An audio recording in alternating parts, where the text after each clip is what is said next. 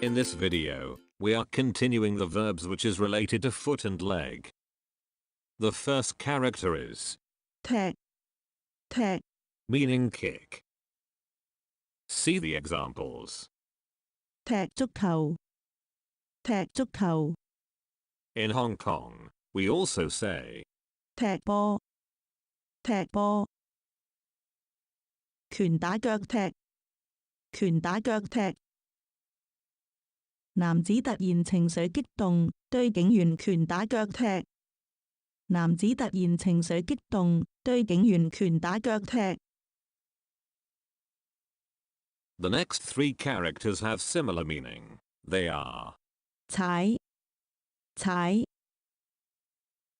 踏，踏， and, 淺，淺， meaning step or trample.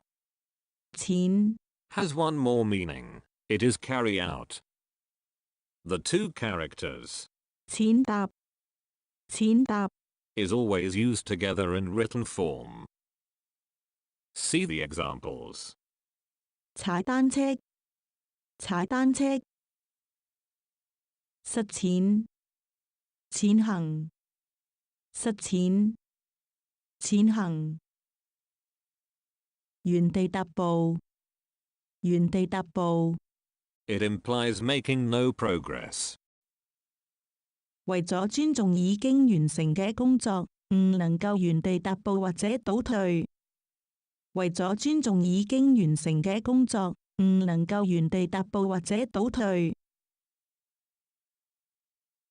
The last character is 跪，跪， meaning kneel.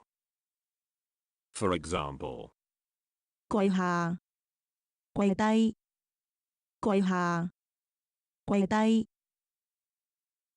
一日3次雙膝跪在他神面前禱告感謝，與數上一樣。一日3次雙膝跪在他神面前禱告感謝，與數上一樣。Don't forget to like, comment, share and subscribe to my channel. Thank you. See you next time.